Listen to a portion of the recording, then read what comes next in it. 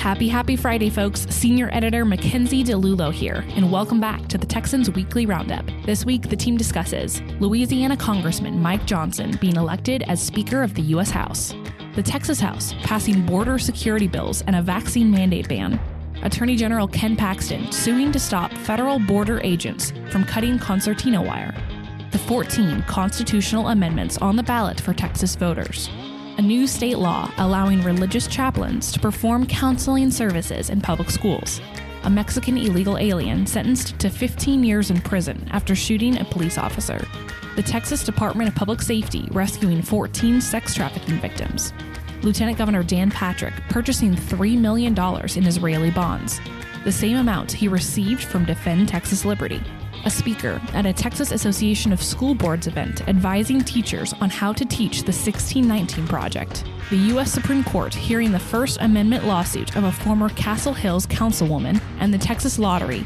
setting a new sales record in fiscal year 2023. Thanks for listening and enjoy this episode. Howdy, folks. Mackenzie here with Brad, Cameron, Matt, and Hayden. We're all back in the office. Welcome back, gentlemen. How precarious was your drive in this morning, Bradley? It wasn't bad because I waited until the hard rain stopped. Yeah, that works. Come in. Okay. Yeah. Matthew? Mine was a religious experience. Yeah, that's what you said when you... How did you say it, Hayden? It was awesome. He comes in and he goes, first words out of his mouth, well, that commute was a religious experience. Yeah. Did you see an ark floating by? Yep. Okay. Great. Yeah, it was a deluge this morning. There were also tornado warnings. Cameron, was your commute okay for the most part, or? You know, I try and leave early. Like I left at 7:45, 7:50 to get here, and it took me over 30 minutes because of all the traffic. And then once traffic opened up and it seemed like there was no cars, I got stuck behind someone driving 20 miles an hour on the freeway. Yeah. Don't you hate that? It was awful. Was that the ark too? That was the arc too. That was the arc. It just turned out there was people riding on the hood of some minivan and they were just floating. Oh yeah. The minivan was the arc. Modern day arc. It was wild though. There were rivers going down North Lamar, like literal rivers. It was crazy. It was wild. Literal rivers, not figurative. Texas roads are really great at drainage. So yes, I would think that they would be classified as rivers. Did you see any fish? I was going to ask that. Gosh, Hayden. I'm sorry. We've been working together too long. We finish each other's sandwiches. That's what I was going to say. Oh, brother. Okay, well, let's go ahead and jump into the news. Matt, after weeks of deadlock, congressional Republicans were finally able to elect a new Speaker of the House. Give us the rundown. Earlier this month, Florida Congressman Matt Gaetz made a motion to vacate the chair, saying now former U.S. Speaker Kevin McCarthy went back on deals he had made to obtain the speakership in January, such as to not pass omnibus legislation and to not run up the national debt. He did, and Gaetz was not happy about it. He and a handful of other Republicans kept McCarthy from being able to secure the 217 votes needed to retain the speakership, removing him from the post. The result of this has been a bitterly divided caucus, unable to rally around three consecutive caucus nominees for speakership, including Steve Scalise, Jim Jordan, and Tom Emmer. Some of the moderate holdouts wanted to see a more moderate speaker, and rumors that there was an effort afoot to promote Speaker Pro Tem Patrick McHenry to the job started to surface. Gaetz quickly put that notion to rest, and the deadlock continued. Then all of a sudden, weeks later, a congressman many of us have never heard of, Mike Johnson from Louisiana, tossed his hat into the ring, and a lot of lawmakers suddenly started dropping their resistance. We saw some Republican lawmakers from across the spectrum start saying, hey, this Mike is a really nice guy, including Texas Congressman Tony Gonzalez, who was one of the three Texas holdouts that prevented Jordan from attaining the speakership. Along with Granger and Elsie, that's right. And then you saw people from what you would consider the other side of the GOP caucus, such as Matt Gaetz and Jim Jordan, start coalescing around Johnson and saying, you know what, he is a nice guy. We all like him. So building up to the vote, you just kept seeing positivity, and it started feeling like, oh my gosh, it's going to happen. And the dominoes started to fall in place really quickly. Representative Elise Stefanik, who is the GOP conference leader, nominated Johnson on the floor, and the roll call vote saw what many began to think was not possible: a united Republican caucus voting for Johnson and breaking the deadlock. Now, a little bit about the guy who's now second in line to the presidency.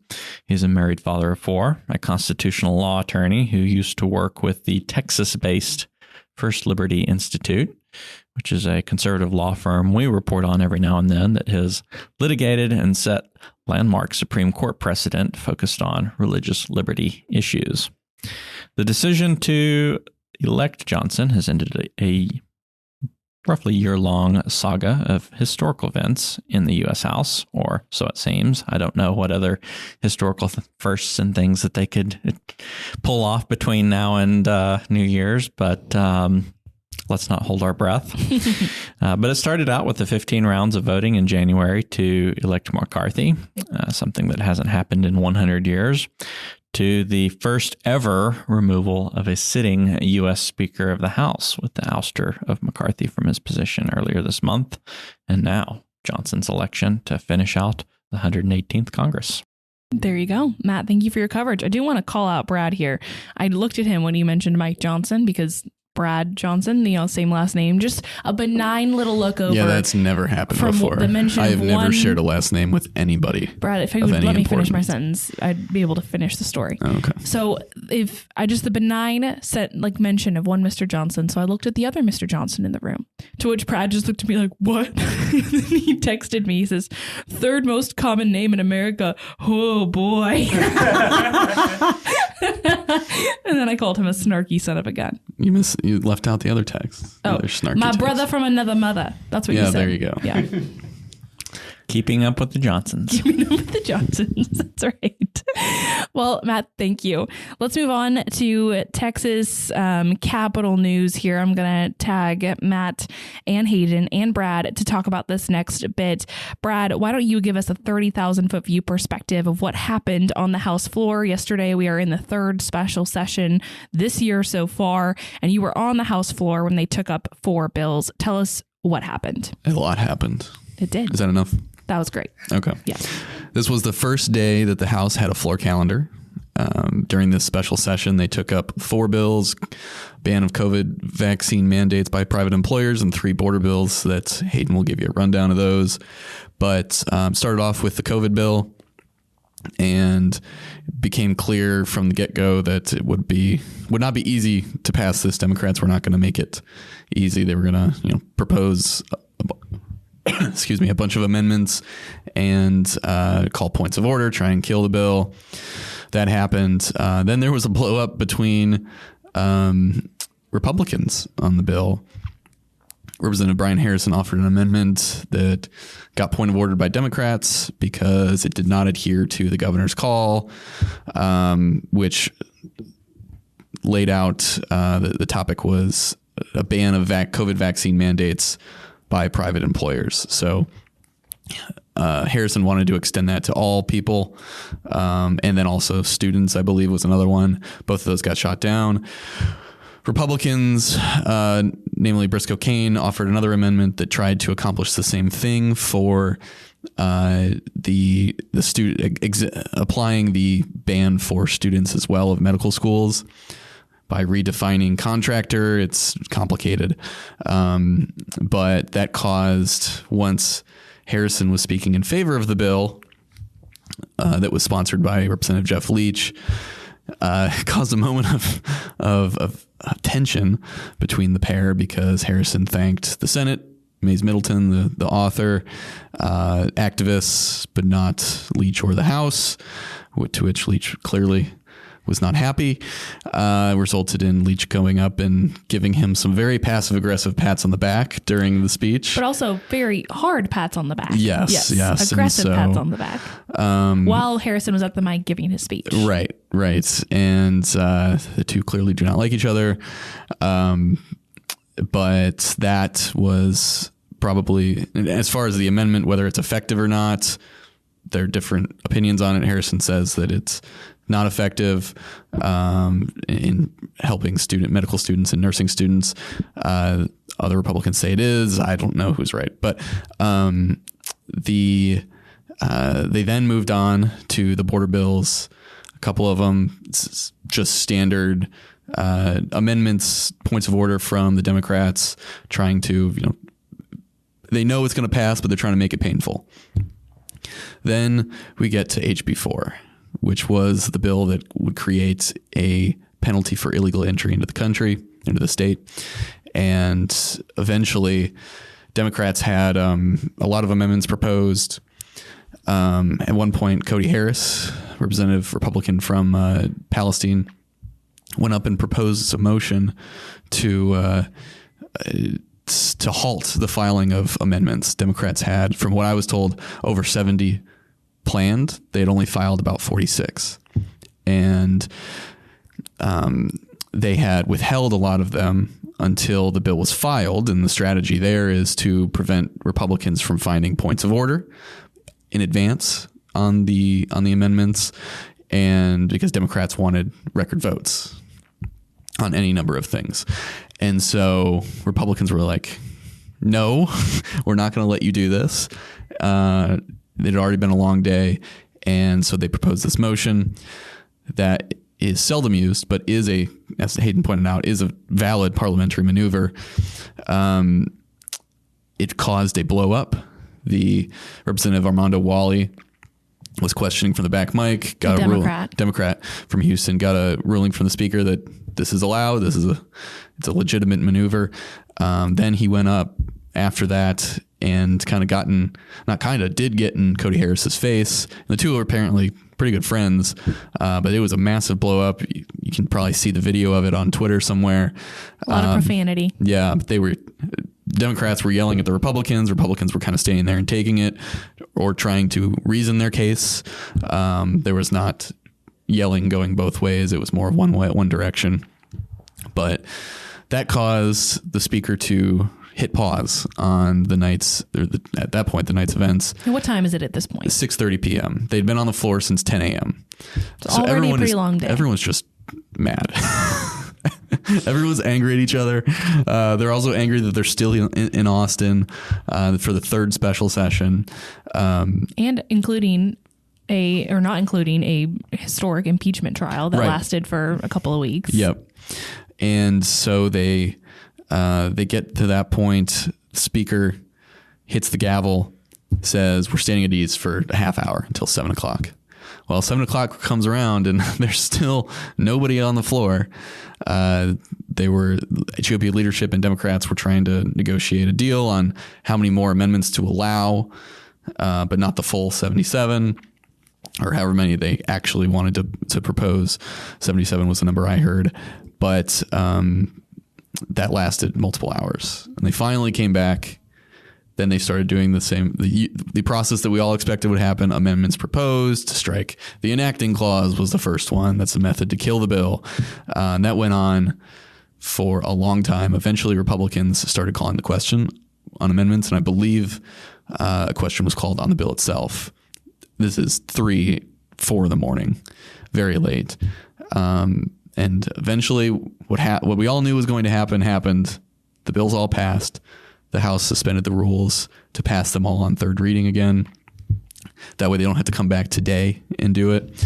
But yeah, basically meaning they're done with them. They've washed their hands of them, and that's over to the Senate. Yep. It was a very long day, and everyone is just sick of each other right now. And as a reminder for folks, this is the third special session this year. The legislature meets every other year for about 5 months. And usually, every other year there's a special session or two. Yeah. This has been a pretty long summer, and now we're into fall. And if there's no school choice proposal passed, then there's the likelihood that we'll be called back for more. So lots going on. Yeah. And we were talking earlier about how it's what they signed up for, right? But also it's not usual. They're used to just coming in for 5 months and maybe having a special. This has been, for various reasons, prolonged. And also they make $600 a day? Yeah. It's like $7,200 a year when they're in session So it's and not then like they get a per diem, but it's still not very much. It's not like this is a full-time job with a salary like you have By in other design. states. Right, by design. It's not a lucrative endeavor to be a Right. state representative. But that just adds to the stress and the But they're not back home doing their jobs or whatever it being with is, their family. running their yeah. businesses. Like they're whatever humans it too, is. right? So they have lives. Yeah. They're doctors, attorneys, a lot of them business people who could be making a lot more money doing something else. Exactly. Okay, well, let's get into the actual legislation that was passed and on the floor. We did not see school choice on the floor, but we did see a lot of the, meat of the governor's call on the floor of the House yesterday. Matt, let's talk about the final version of the vaccine mandate ban bill. What was in the final version? Well, the legislation under the governor's call is to prohibit COVID-19 vaccine mandates by private employers. So the legislation in response to that has primarily been operating in such a manner that if you're an employee and your employer makes you take the COVID vaccine as condition of employment or takes adverse actions against you if you refuse it, then you can turn in a complaint to the Texas Workforce Commission and they can order the employer to stop, and if they don't, assess them up to a $10,000 fine. The primary change that occurred in the House from the Senate version is that they upped the fine, as Brad mentioned, from $10,000 to $50,000. That was a Toth amendment, right? That was an amendment by Steve Toth. Yes. And that was another point of contention when this amendment was being proposed. Jeff Leach, the sponsor, said that he talked with Mays Middleton, the author, who opposed it. I think it was Toth or one of the other. Harrison came up. Harrison and said I that he just talked to Mays Middleton, and I think Leach's main problem was that he was worried that without knowing where the body stood on the amendment, upping it to $50,000, like it might be a disproportionate fine, and that it might cause some people to bail off the bill. Right. But whenever he said called it a poison pill, or he said it could be a poison pill. Yeah, and that it was just too excessive, and he felt like that 10,000 was just a fitting number, so to speak. So he was just worried to do something that I guess was out of proportion that could jeopardize the legislation. So, but whenever he heard Middleton said he could get it through the Senate, he's like, well, I'm going to vote for it. We'll let the body vote on it, and the amendment passed on. Yeah. So, we'll see if it stays. It can always be stripped out in conference, or which Democrat Ann Johnson said she had heard that they're going to, if the bill goes to a conference committee, strip that out and return it to $10,000. But I haven't heard anybody else comment on that. So who knows? We'll see. And you'd kind of mentioned the other big parts. Harrison had an amendment to extend the protections to students of higher education.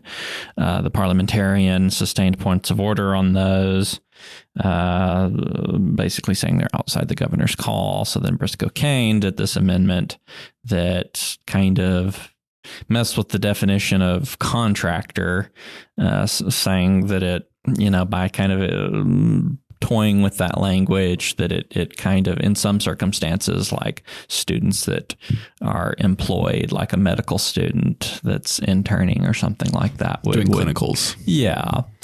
And of course, as you mentioned, there's a big back and forth that I've been trying to figure out, like, who's right and what the status And the of this argument was is. they used the word benefits in the definition. The argument was that benefits apply to getting a degree. So therefore they say it does apply to students.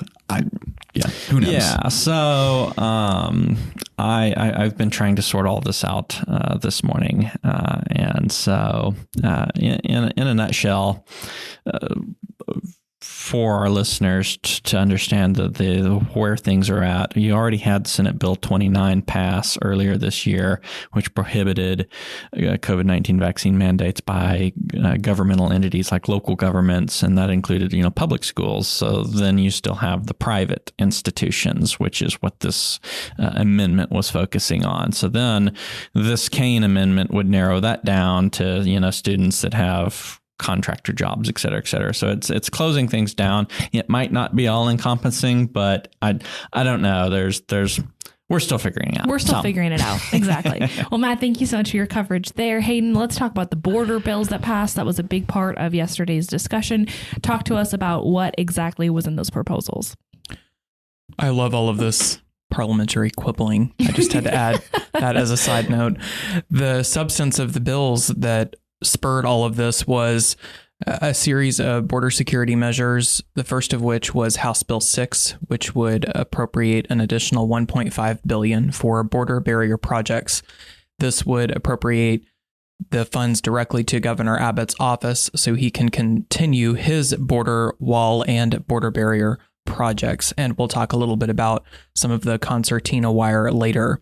Senate Bill 4, another piece of legislation that passed on third reading last night, would create mandatory minimum sentences ranging from 5 years to 25 years for the crimes of human smuggling.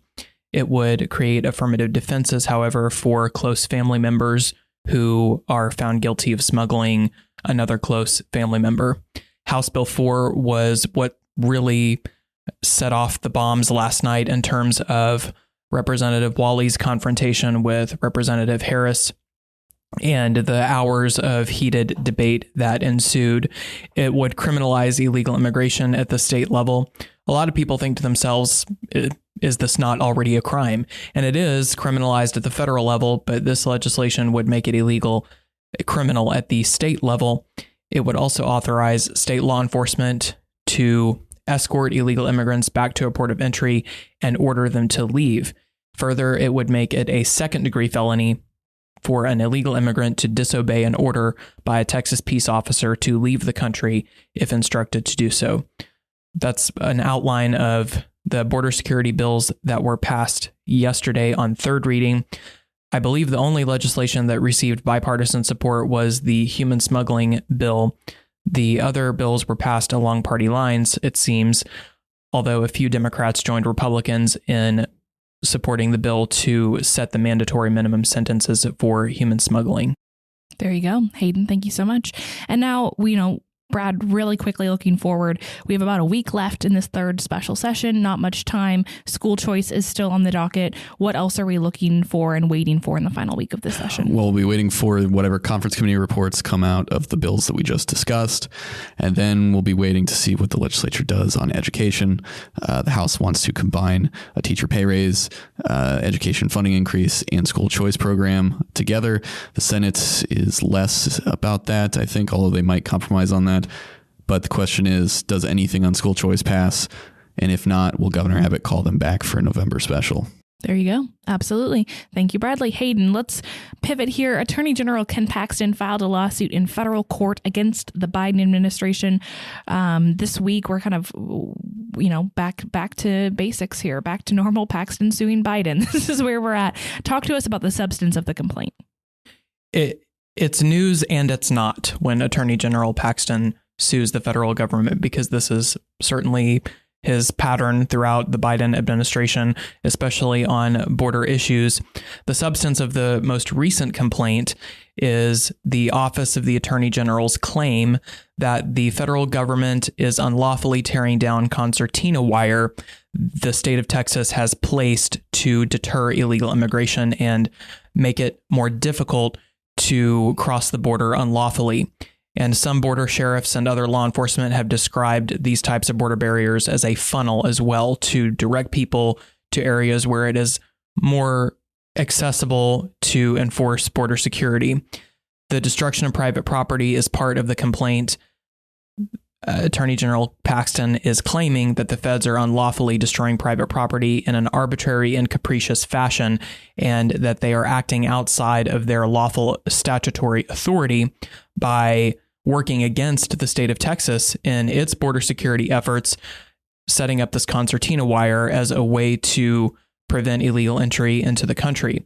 This lawsuit was filed in a federal courtroom in Del Rio, where Paxton is asking this federal judge to stop the feds, essentially order them to cease and desist tearing down the concertina wire that the Abbott administration has put there to deter illegal immigration. There you go. What is the focal point of the conflict between Texas and the federal government? The conflict centers on the federal government's contention that the state of Texas is trying to commandeer something that is a federal responsibility, and that is regulating immigration to the United States and enforcing border security. Texas contends that Homeland Security Secretary Alejandro Mayorkas and the federal government is not doing enough to secure the border, and it has a right to build these barriers on its own private property. However, Mayorkas and the federal government says that the Abbott administration is veering outside its lane and encroaching on something that the federal government's job, encroaching on something that is the federal government's job to enforce. What could this mean for the state's border security efforts? Well, if the federal judge sides with Abbott and Paxton, it would embolden perhaps the legislature and Abbott to be even more aggressive in its border security efforts. Although if the federal judge sides with the federal government and the Fifth Circuit does not somehow quash that decision, it would possibly create a standoff between the feds and Abbott, or force the state of Texas to come up with a more inventive way to secure the border that does not involve putting up concertina wire that federal agents are simply going to tear down. There you go. Thank you, Hayden. Bradley, we're coming to you. We are in the process of early voting here. Give us a quick rundown of the 14 constitutional amendments on the ballot. Yes, so there are 14 on the ballot. I'll go through them quickly, but if you want a more detailed rundown, check out our story. Proposition 1 is a right to farm. 2 is a child care facility tax exemption, exempting daycare facilities from property taxes. Number 3 is a constitutional prohibition on the wealth tax. 4 is the big property tax reform constitutional amendment that we've talked about ad nauseum on this podcast. 5 is creating the Texas University Fund that will allow Texas Tech and the University of Houston and other state schools to get some additional state funding. Prop 6 is the Texas Water Fund to assist with building water supply projects. Prop 7 is the Texas Energy Fund, similarly intentioned only for dispatchable power plants construction. Prop 8 is another similar one for broadband infrastructure expansion. 9 is a retired teacher cost of living adjustment. 10 would exempt certain medical products, business personal property from taxation. 11 is a local issue to create the El Paso Conservation Fund and Reclamation District that will give that bureaucracy taxing and borrowing authority. Prop 12 would abolish the Galveston County Treasurer's Office. Prop 13 would increase the mandatory retirement age for judges from 75 to 79. And then finally, Prop 14 would create the Centennial Parks Conservation Fund that will facilitate the expansion and maintenance of the state's parks. There you go. Bradley, thank you. Cameron, let's move to some of your education beats here while you wait for the legislature to get its act together on school choice and get some movement happening. I still had no shortage of education stories to cover. A new state law will allow chaplains to play a role in schools. Tell us a little bit about how districts are reacting.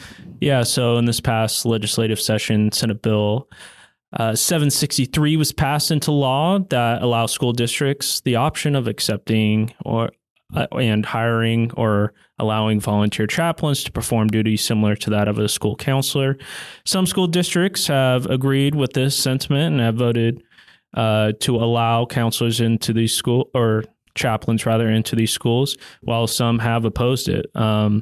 Dallas ISD recently passed a resolution to not let chaplains provide support services and programs for students, as well as Kerrville ISD passed a similar resolution this month. Many districts in Texas have taken the opposite approach and have adopted resolutions to allow chaplains into their schools. Round Rock ISD, Mineola ISD, Georgetown ISD, among others, have voted to accept chaplains as volunteers. What is some of the background that would necessitate a law like this? Yeah, so I was looking into this to try to understand why chaplains might be necessary in these schools, and I've came across some mental health surveys, one done by Mental Health America, which showed 16% of those aged 12 to 17 reported suffering at least one major depressive episode in the past year, and 60% of youth with major depression reported not receiving any mental health treatment. I also came across some numbers about why that might be happening, and it seems as though the COVID-19 lockdowns have exacerbated that, as we saw depression and anxiety double by some measures during the pandemic. And there was also a report that was released by TEA in collaboration with the Collaborative Task Force on School Mental Health Services. And they did find there were many students having access to counselors and nurses within their districts, as well as 84% of districts in Texas employ a psychologist or a licensed specialist in school psychology. But within that report as well, there was lacking assistance to those school psychologists, and they had said in the report they welcomed the input of community mentors. So that could be the alignment with the chaplains being necessary in these school districts. There you go, Cameron. Thank you so much. Hayden, federal prosecutors announced that a Mexican illegal immigrant was sentenced to prison for shooting a police officer. What were the circumstances of the crime? A Mexican illegal immigrant pleaded guilty in federal court to a charge of possessing a firearm by an illegal alien. He admitted that during a traffic stop in West Texas, he opened fire on a police officer who initiated the traffic stop. He also tried to flee the scene, and as he did so, he dropped a 9mm semi-automatic handgun, and he was taken into custody by federal authorities. What is the broader picture of crime committed by illegal immigrants? Well, the standard argument on this issue is that illegal immigrants commit less crime as a group in terms of the total crime rate. However, conservatives also counter that the crime rate among illegal immigrants ought to be zero if border security was tighter.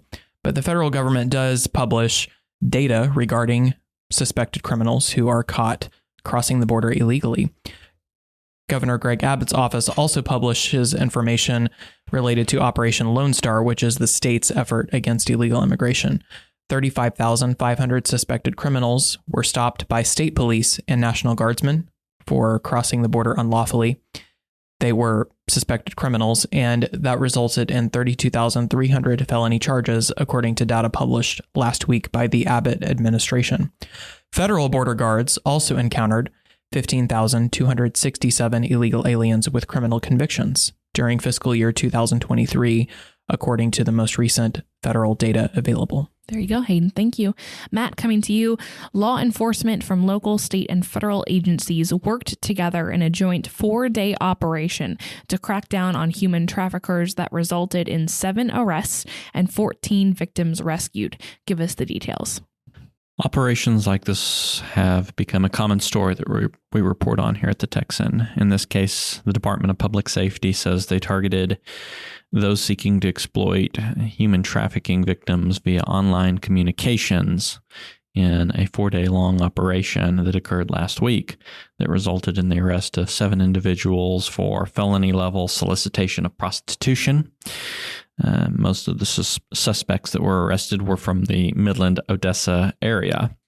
DPS noted that they worked with federal law enforcement in addition to Ector County, Odessa Police Department, and the Midland Police Department in the operation. DPS says that they also rescued 14 human trafficking victims who were from around the United States, but I believe they noted in the press release that the victims were present here in the state of Texas. Unfortunately, human trafficking incidents like this are a frequent occurrence. In August, we reported on an operation in El Paso where a 13-year-old victim was rescued in a stash house, with DPS saying that there were some 250 similar stash houses that they've found in that region alone this year.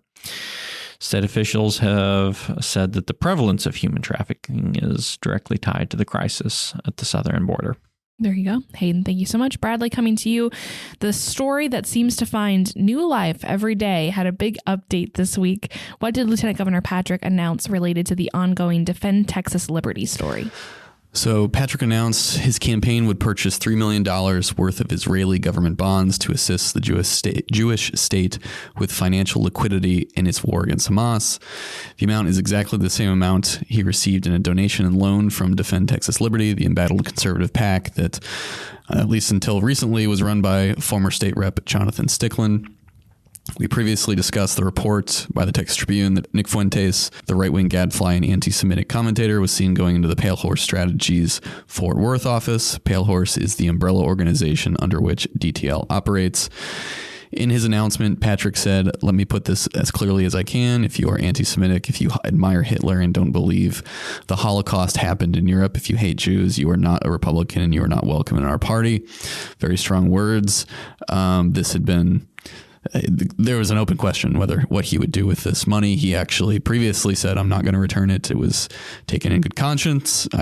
This hasn't been done before. Why do I need to return this?" He had actually returned money before, although a much smaller amount of money to donors who later proved to be unseemly. But now he has this kind of threw kerosene on the story again. And now it's, instead of going away, it is very much not going away. No kidding. Did that draw any other reactions? Yeah. So Speaker Dade Phelan issued his own statement. Phelan, of course, is in an open feud with Lieutenant Governor. He issued his own statement thanking Patrick for getting rid of the money, and then he took aim at another figure. He said, quote, "If we are to root out this cancer, as Lieutenant Governor Patrick states, those efforts begin with Matt Rinaldi's resignation as the chairman of the Republican Party of Texas." Also, another official who Phelan is not, friendly with, and that goes both ways as well. The speaker and the party chair have been at odds for a while. Rinaldi is supporting Phelan's primary challenger, David Covey, and has called for Phelan's ouster as speaker. Rinaldi responded to Phelan's quote saying, "Dade Phelan's beer goggles have prevented him from seeing the truth. I have been a lifetime supporter of Israel and denounced Nick Fuentes from the moment I first became aware we were in the same zip code. Speaker Phelan should focus on passing school choice for all Texans and border security legislation instead of continuing to engage in the backstabbing of Republicans and empowerment of Democrats that led the Texas GOP to call for his resignation by a nearly unanimous vote." A lot there. Yeah. And the beer goggles thing, let's say what that's referring to. Yeah.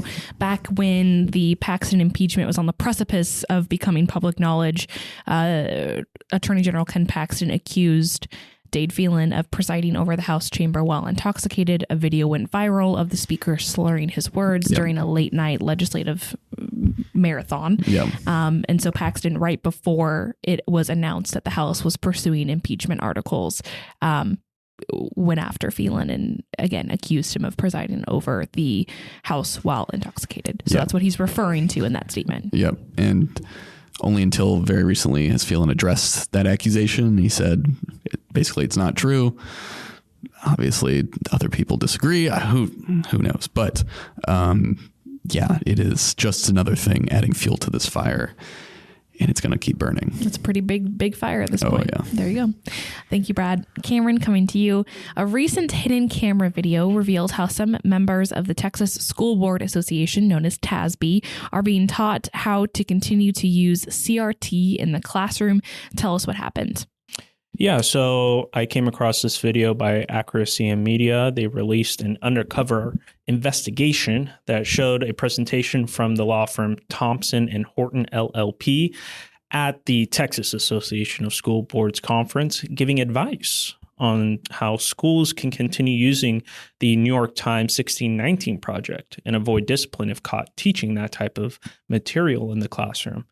And for those who don't know, the 1619 Project was an attempt to redefine America's founding, both symbolically and historically, around the first importing of slaves to the colonies. Since its publication in 2019, the project has been mired in controversy and subject to many revisions and corrections. The presenters acknowledged that laws prohibit teaching CRT and the 1619 Project explicitly in SB 3 that was passed in 2021. But in their presentation, they say it doesn't prohibit the 1619 Project from being in the library as a school book, or a student choosing to do it a project on the subject or bringing it up in an article. So that was revealing in the video that the school board members are being taught how to avoid and introduce the 1619 project back into the classroom. Notably, around the same time, Mays Middleton had pointed out on social media that TASB has continued to post guidance on their website about how to handle transgender students, and he called the transgender ideology a radical gender ideology. And I highlight how many school districts have already passed resolutions in regards to gender pronoun usage and school bathrooms and safe spaces based on gender. So I go into that in the piece, but this video was very revealing. I link it in the piece if people want to check it out. There you go, Cameron. Thank you. Matt, coming to you, a former city councilwoman was arrested over her own citizen-led petition to fire the city manager. Now the U.S. Supreme Court will hear her First Amendment case. Tell us the details. Sylvia Gonzalez is a 76-year-old grandmother who lives in the little municipality of Castle Hills, which is surrounded by the bigger city of San Antonio. She was also frustrated a few years ago with the state of her city's management, so she did two things. One, she started a citizen-led petition calling for the city manager to be fired, and the second, she ran for city council and won. That's where her problems began.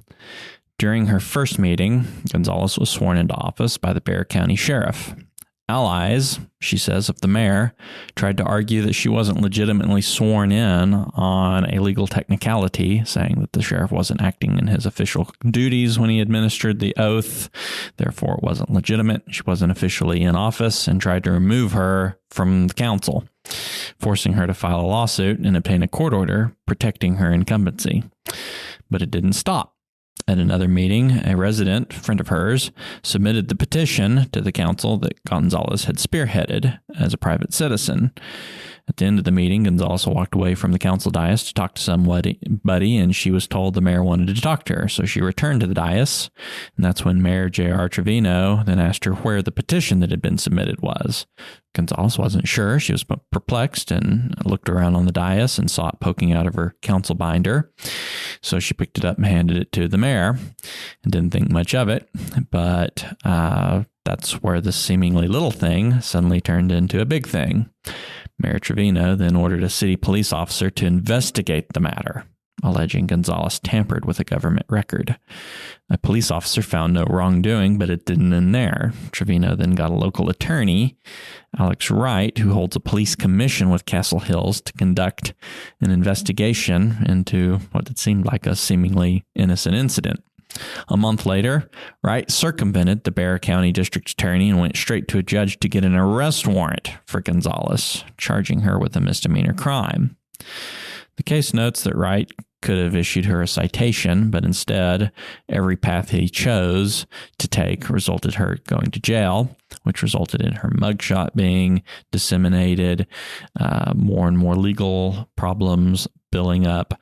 Then she says allies of the mayor filed another lawsuit seeking to have her removed for incompetency, so she had to fight that case.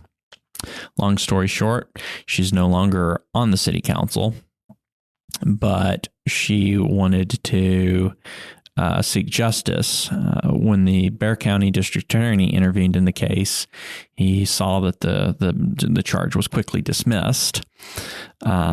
But she still wanted justice. Enter the Institute for Justice, which is a nonprofit law firm that champions civil liberties, that represented her and filed a lawsuit seeking damages that they violated her First Amendment right to petition her government. Now, existing case precedent resulted in the case being dismissed at the initial levels, but then the U.S. Supreme Court on appeal has decided to take up the case this fall and hear the issue, which could potentially result in landmark First Amendment petitioning rights precedent being set. This case is the second case out of Texas that is being heard by the U.S. Supreme Court during its fall sitting. The other case that we reported on is a farmer near the coast who is wanting to sue the Texas Department of Transportation after he says an Interstate 10 road project essentially caused water that drained off of his farm to flood and turn his farm into a lake. And so in that instance, they're seeking to be able to sue under a Fifth Amendment takings violation. So 2 very interesting cases arising out of Texas dealing with 2 different provisions of the Bill of Rights. And we'll keep our eyes on these and see what the High Court ends up deciding. Fascinating case. Absolutely. Thank you, Matt. Hayden, the Texas Lottery had another successful fiscal year. What were some of the highlights? The Texas Lottery earlier this month published its end of fiscal year report, which included a report of more than $8.7 billion in sales, more than any other fiscal year in the lottery's history. This resulted in more than $2 billion in contributions to the Foundation School Fund and tens of millions of dollars to the Fund for Veterans Assistance. Gary Grief, the executive director of the Texas Lottery Commission, ascribed it to the success of $100 scratch tickets and the windfall that came with large national jackpots, including the hard work of lottery employees. This is the 13th year in a row that the lottery has exceeded its prior year sales and broken another record. However, it also reflects the reality of inflation. According to the Federal Bureau of Labor Statistics Consumer Price Index inflation calculator, $8.73 billion in September of this year would have had the same buying power as $7.16 billion just 5 years earlier. And notably as well, the TLC said in its announcement that sales have grown $2.74 billion over the past 5 years. So a little bit of a reflection of inflation's role in this issue as well. How does this contrast with the gambling industry's efforts this year? There were substantial lobbying efforts this year, as there have been in previous legislative sessions, to expand gambling to include commercial casinos and a legal sports betting market. However, the lobbying efforts for the casino gambling and sports betting industry failed to convince state lawmakers that it would be worth the state's time and trouble to legalize it. So the Texas Lottery remains one of the few exceptions to the constitutional prohibition on most forms of recreational gambling, including commercial casinos and sports betting. The Texas Lottery has existed for more than 3 decades and was pitched as a potential financial boon for public schools. Of course, it hasn't been the panacea that some thought that it might be when it was first passed, but it remains a very lucrative source of income for the state and one of the few forms of legal gambling in the state of Texas. Panacea. Well done. It's one of my favorite words. It was just A solution or remedy for all difficulties or diseases. A panacea for all corporate ills. It was just impressive. It just I think it perked all of our little ears up. It did. Hayden keeping us on our toes. Well done. Well done. Let's move on to the tweetery section here. Brad, I'm going to start with you. Talk about school choice a little bit. So yesterday I got a tip that there were a few primary challengers. Are you plugging your own tweet again?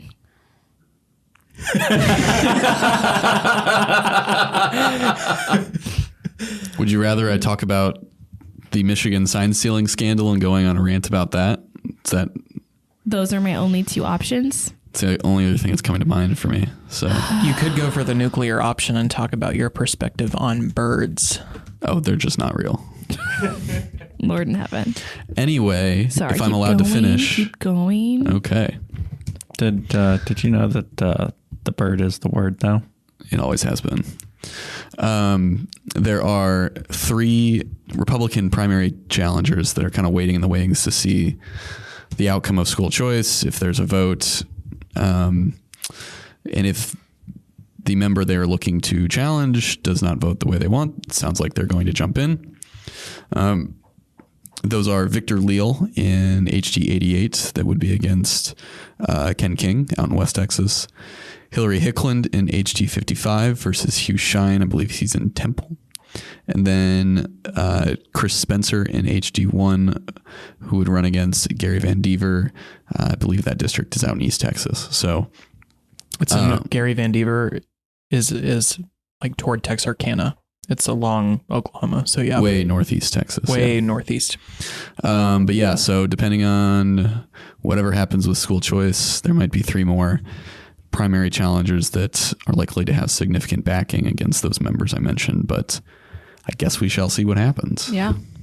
Got a lot at stake here for people heading into primaries.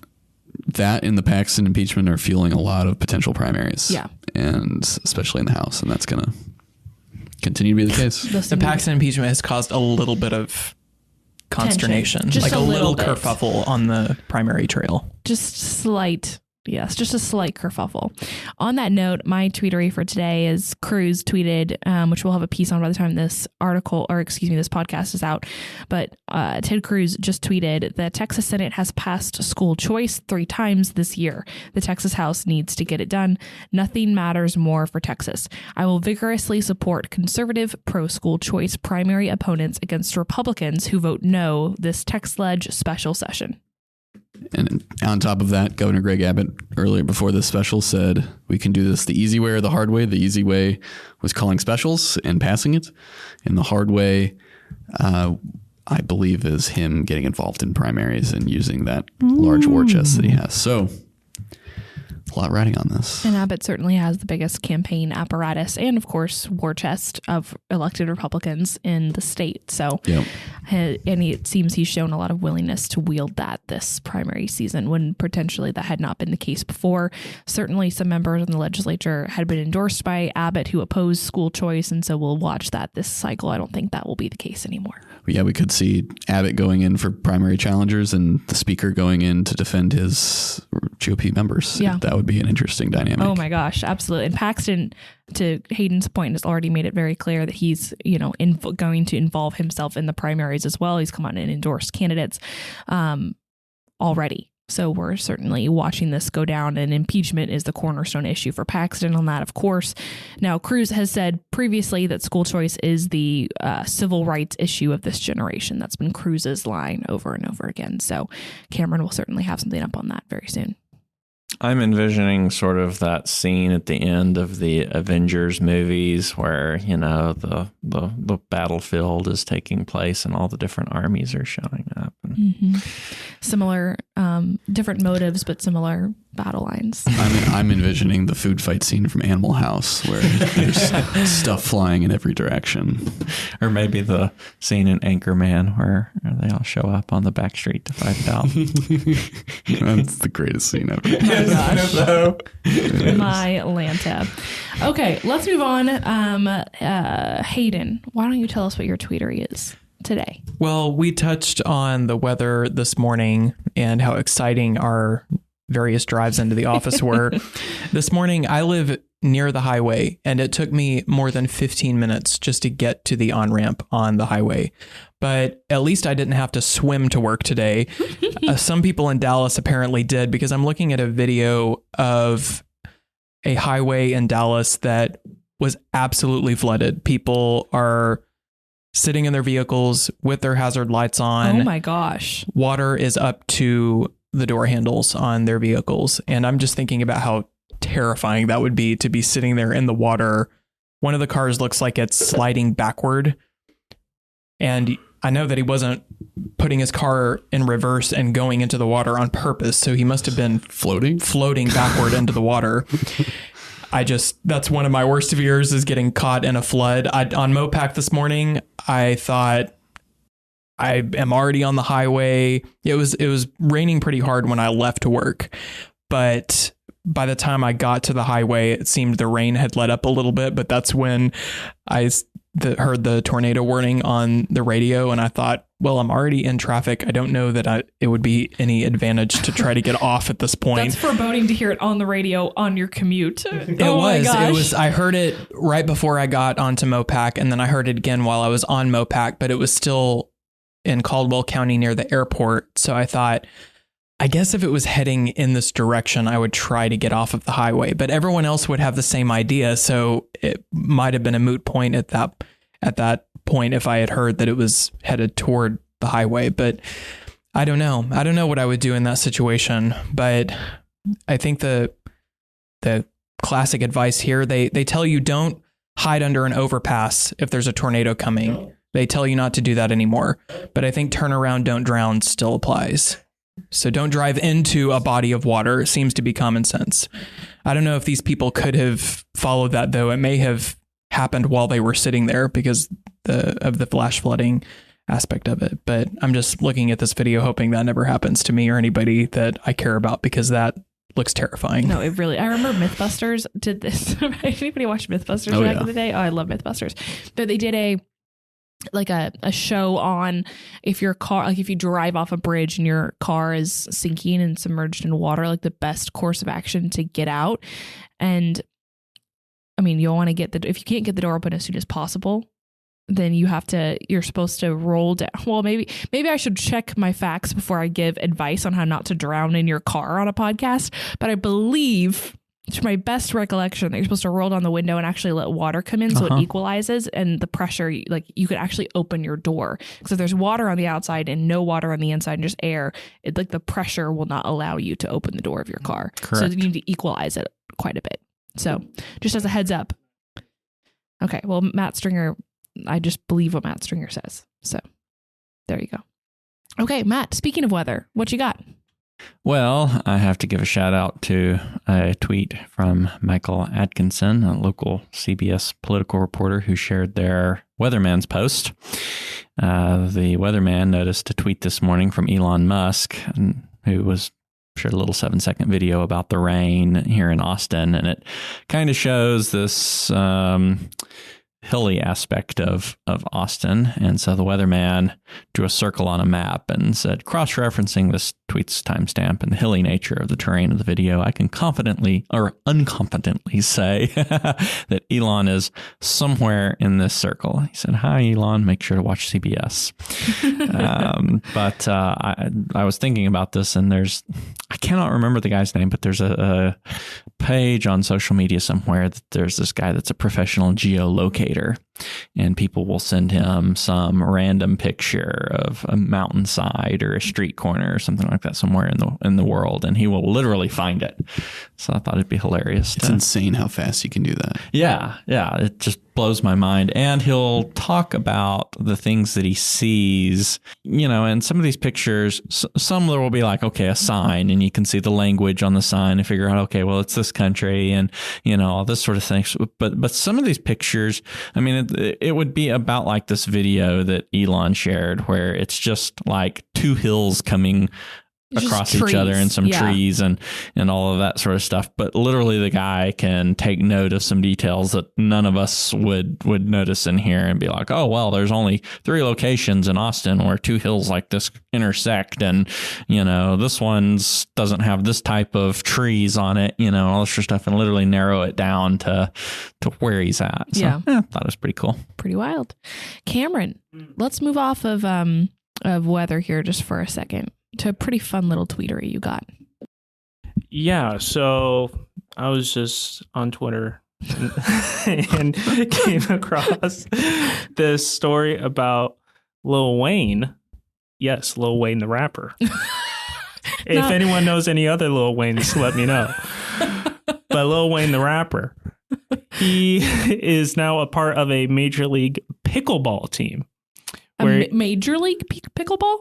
You heard that right. Okay. Major League. So these are professionals. Yeah. Are you a pickleball fan? Never played. Never played? I think I'd like it.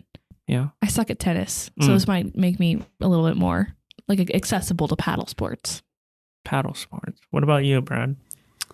I've never played it, but I guess it looks fun. My parents play pickleball. Do they? Yeah, they do. It's what you do when you can't do regular sports. Well, it's like huge right now. Yeah. With young people. Yeah. So apparently there's a professional league, Texas team called the Ranchers. I like that. Yeah. Lil Wayne's going to be involved. He's going to be supporting, quote, creative ideation. And so he says, pickleball is the moment. It is big. It's huge. Well, they're converting tennis courts into pickleball courts, which makes the tennis community very angry. But well, this ownership group of this Texas Rangers team includes country singer Zach Bryan, Micah Parsons, CJ Stroud, and then, Raising Cane's founder, Todd Graves.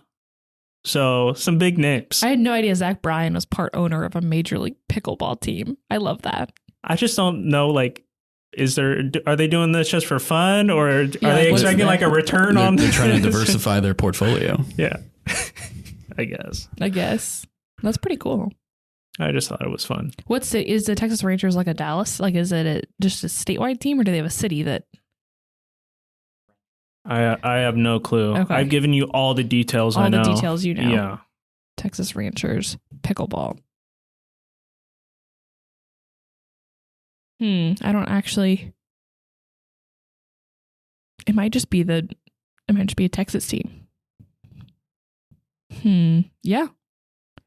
Doesn't say it's a city. I think it's just the Texas team. Yeah, Lil Wayne is front and center on their Instagram page. Yeah. Oh my gosh. Kid Leroy joins the ownership team. This is wild. These are a lot of. Who? He's a singer. Oh. Youths. Exactly.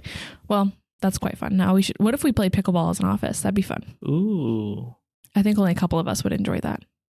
Brad, I would like to go back to your offensive comment that you play pickleball if you can't play other sports. Oh, I was including myself in that. You can play other sports though.